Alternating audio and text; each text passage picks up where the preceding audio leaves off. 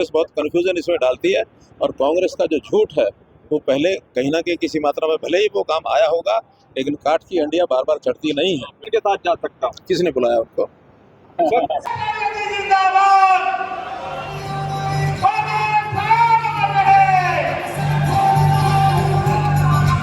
कुरुक्षेत्र में आयोजित दलित समाज सम्मान स्वाभिमान समारोह में पहुंचे पूर्व मुख्यमंत्री एवं केंद्रीय मंत्री मनोहर लाल। कहा, संविधान में दलितों के लिए लिखे हुए सभी काम किए भाजपा ने। कुरुक्षेत्र के पीपड़ी के समीप उमरी गांव में दलित समाज सम्मान स्वाभिमान समारोह का आयोजन किया गया, जिसमें हरियाणा के पूर्व मुख्यमंत्री एवं केंद्रीय मंत्री मनोहर लाल ने मुख्य रूप से शिरकत की।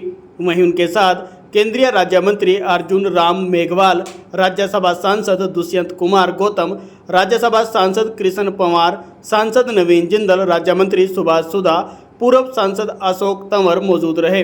कार्यक्रम का आयोजन भाजपा नेता सुदेश कटारिया के द्वारा किया गया था, जिसमें हजारों की संख्या में दलित समाज के लोग एकत्रित हुए और अपना समर्थन भाजपा को देने का ऐलान किया।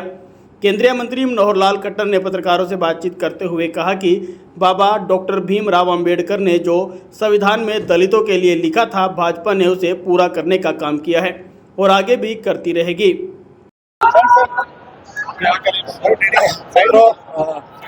सबसे पहले तो आपके माध्यम से आज जन्माष्टमी के त्योहार की बहुत बहुत शुभकामनाएं। बाबा साहब अम्बेडकर जी को भी हम आज उनको याद किया, उनको भी अमर उनके रहने की कामना हमने की। और गुरु रविदास जी जिनके स्मारक के इस स्थल के ऊपर आज हमने कार्यक्रम किया, उनकी भी हमेशा यादगार बनी रहे, ऐसा भी अपील हमने की। खास करके अनुसूचित जाति के समाज के लोग आज यहाँ एकत्र हुए और बहुत सी चीज़ें लेकर के, खास करके संविधान को लेकर के, आरक्षण को लेकर के कुछ चीज़ें स्पष्ट करना जरूरी थी। आप सब लोगों ने सुनी है एकदम, चूँकि विषय ऐसा है, कांग्रेस बहुत कन्फ्यूजन इसमें डालती है और कांग्रेस का जो झूठ है वो पहले कहीं ना कहीं किसी मात्रा में भले ही वो काम आया होगा, लेकिन काठ की हंडियां बार बार चढ़ती नहीं है। इसलिए अब ये विषय सबको ध्यान में आ गया है कि अब संविधान को अगर बचाने वाली, संविधान को पिछड़े दलितों और गरीब समाज के उनके अधिकारों के लिए अगर कोई लागू करने का काम करेगी तो भारतीय जनता पार्टी पहले से भी कर रही है, आगे भी करेगी। ऐसे बहुत उदाहरण हैं जब कांग्रेस ने संविधान को ठेंगा दिखाया, चाहे वो देश की आज़ादी के बाद, इवन उन्होंने तो डॉक्टर अम्बेडकर जी को उनका भी विरोध किया, उनके चुनाव के समय विरोध किया, उनको संविधान सभा की अगुवाई करने के लिए उनका विरोध था। फिर भी उनके जो विचारों को देख करके उसमें बीच में जो और अग्रणी लोग थे उन्होंने सहमति बना करके और उनको संविधान की इस सारी निर्माण प्रक्रिया में डॉक्टर अम्बेडकर जी को आगे रख करके और ये सारी जो पूरा किया, ये गरीबों को, दलितों को, वंचितों को उनके अधिकार, उनके सम्मान को बराबरी का स्थान दिलाने का एक बहुत बड़ा उपाय है।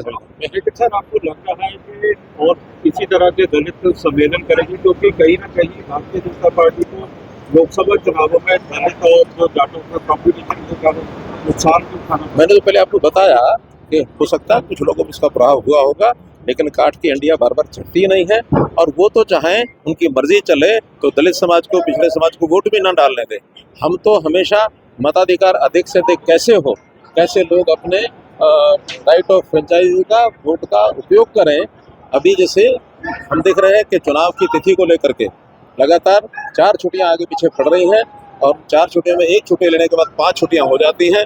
बहुत बड़ा ये विषय है कि बहुत से लोग वोट के महत्व को कम समझते हुए घूमने निकल जाते हैं, बाहर चले जाते हैं। तो हमने यही कहा कि वोट परसेंटेज ज़्यादा से ज़्यादा हो।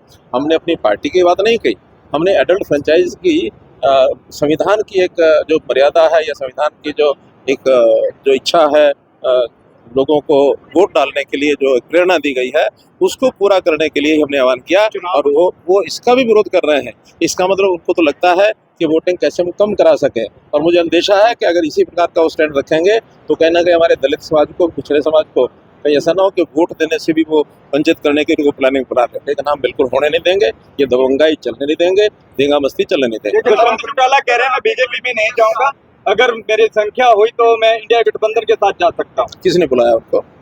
सर, क्या तीसरी बार निश्चित रूप से आएगी और ये हरियाणा का एक नया रिकॉर्ड बनेगा कि भारतीय जनता पार्टी तीसरी बार, भारतीय जनता पार्टी के हमारे जो नेता है यहाँ के श्री नायब सिंह सैनी, उनके नेतृत्व में चुनाव करा करके और निश्चित रूप से